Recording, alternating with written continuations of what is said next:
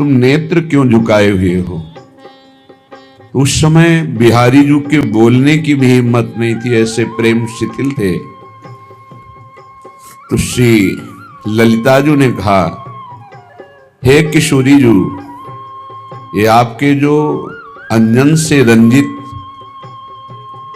और कमल की सी शोभा वाले ये नेत्र हैं, जो कुरंग अर्थात मृग, खंजन पक्षी तथा मछली के नेत्रों से भी बहुत अनंत गुना सुंदर हैं। खंजन मीन मृगज मद मेटत, कहा कहो नैनन की बातें।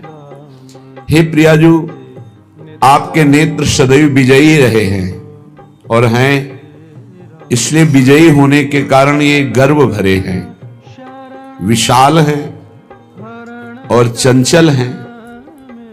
ये दोनों नेत्र ऐसा लगता है मानो महामहिम प्रेम के अमोघ दो बाण हैं। भ्रकुटि काम को दंड, नयन सर कज्जल रेख अनी, बेधत मोहन मन। लालजू के मन रूपी मृग को बेधने के लिए आपके दोनों नेत्र महान प्रेम बाण हैं। और भ्रकुटि रूपी बाण में, धनुष में ये बाण संधान करके जब कज्जल रूपी नोक लालजू के मन रूपी मृग पर प्रहार करते हैं तो ये शिथिल हो जाते हैं।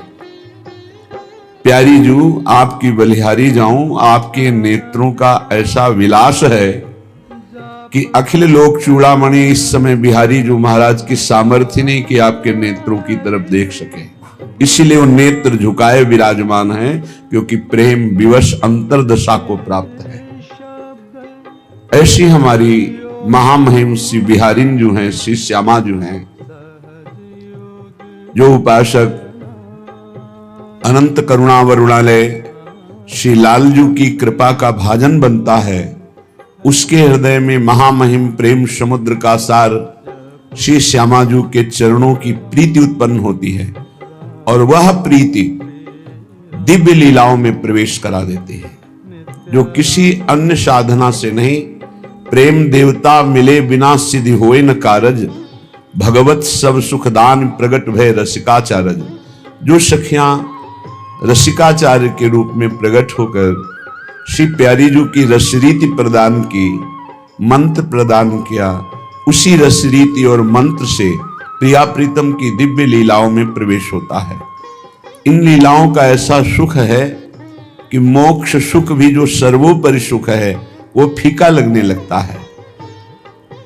प्रिया प्रीतम की रूप माधुरी, लीला माधुरी, गुण माधुरी ये मोक्ष सुख को भी फीका कर देती। अभी आप मोक्ष सुख का परिचय नहीं जानते, क्योंकि अभी तो भोग से ही नहीं ऊपर उठे, विषयानंद से ही ऊपर नहीं उठे। अभी जगत के जो विषय आनंद हैं उसी में मन फंसा हुआ है। मोक्ष सुख तो अखंडानंद है, दिव्य ज्ञान आनंद है, जहां अचाह स्थिति है, कोई चाह नहीं। वो सुख भी लघु हो जाता है जब प्रिया प्रीतम की रूप माधुरी प्रकाशित होती है। श्रीपाद प्रबोधानंद जी महाराज कह रहे हैं, सदा खेलन नित्य स्मर तरल राधा मधुपति, स्फुरद्विद्या विद्यामय सकल धामो परिसदा, स्वमाधुर्योज्वल्यादिभिरित रसवाभिभवकृद, भुवि प्राप्तम वृंदावनमिदमहो को न भजते। ये हमारे प्रिया प्रीतम यहां खेल रहे हैं। ये प्रिया प्रीतम की नित्य क्रीड़ा भूमि है, निरंतर क्रीड़ा भूमि है, यहां निरंतर खेल हो रहा है। इसीलिए यहां वास की बहुत बड़ी महिमा है। कदावा खेलंतो ब्रजनगर वीथी स्वहृदयम हरंतो श्री राधा ब्रजपति कुमारो सुकृतिना। कभी ये खेलते खेलते दृष्टि पड़ी कि इसका जीवन वृंदावन का आश्रय, वृंदावन का वास अर्थात मेरे द्वार पर पड़ा है, तो इनकी करुणा दृष्टि पहुंच गई।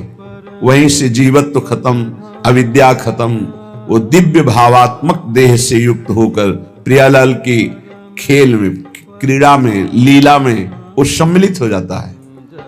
सुकृतवान शब्द आया है, कदावा खेलंतो ब्रजनगर वीथीश हृदयम हरंतो श्री राधा ब्रजपति कुमारो सुकृतिना। क्या पुण्य की इतनी ताकत है कि मुझे प्रिया प्रीतम से मिला सकता है, जबकि शास्त्रों में शुभ को भी बंधन माना गया है। अशुभ बंधन लोहे की जंजीर और शुभ कर्म सोने की जंजीर, बंधा दोनों से है, तो बंधन का हेतु तो शुभ भी है। जब शुभ और अशुभ दोनों का नाश हो जाता है तब वो प्रियालाल की सेवा योग्य भावदेह को प्राप्त होता है। इसीलिए शरण निरापक पद रमित सकल अशुभ शुभ नंश देत सहज निश्चल भगति सुजय जय श्री हरिवंश। तो यहां कौन से सुकृत की बात कह रहे हैं? जिसने रसिकों का संग किया, ये सबसे बड़ा सुकृत। श्री हरिवंश सुधर्म दृढ़ अरु समझत निज रीति, तिनको हो सेवक सदा सु मन क्रम वचन प्रतीति। मन क्रम वचन प्रतीति प्रीति दिन चरण पखारो। इनके चरण पखारने को मिले, इनकी जूठन खाने को मिले, इनके श्रीमुख से जो भगवत चर्चा है उसका अमृत की पान, अमृत की भांति हम पान करें, हमारी श्रवणेन्द्री कभी तृप्ति का ही अनुभव न करे, ये सुकृत। प्रियालाल के प्रेमी जनों का चरणामृत उच्छिष्टामृत, उनकी आज्ञा में रहना हो, दरस परस अगनाश बास निज संग करो दिन। उनके दर्शन मात्र से पाप का नाश, कहीं स्पर्श हो जाए, वास उनके समीप मिल जाए, कहीं उनका संभाषण सुनने को मिल जाए, ये महान सुकृत। सेवक जी महाराज जैसे कह रहे हैं कि श्री हरिवंश प्रसिद्ध धर्म समुझे ना अलप तप। हरिवंश धर्म को छोटी तपस्या वाला नहीं समझ सकता, बड़ी तपस्या चाहिए। तो बोले इसमें बड़े तप का आपका क्या प्रयोजन है कि बड़ा तप क्या हो सकता है? श्री हरिवंश प्रसिद्ध धर्म समुझे ना अलप तप, समुझो श्री हरिवंश कृपा। क्या? सेवो धर्मिन जप। भगवत रहस्य के ज्ञाता जो रसिक महापुरुष जन है, इनकी सेवा, ये सबसे बड़ा तप, ये सबसे बड़ा सुकृत। जो रसिकों की सेवा में है तो कभी खेलते खेलते प्रियालाल ऐसी करुणा दृष्टि देते हैं कि उसका जीवत्व अविद्या नष्ट हो जाता है और वो प्रियालाल के प्रेम रहस्य का ज्ञाता हो जाता है। ये समस्त कलाएं निकुंज की प्रियाजू की कृपा दृष्टि से प्राप्त होती है, ये किसी शिक्षा से और से नहीं। स्वयं च सकला कलासु कुशली कृता न कदा सुरास मधुरोत्सवे किमपि वेशयेत स्वामिनी।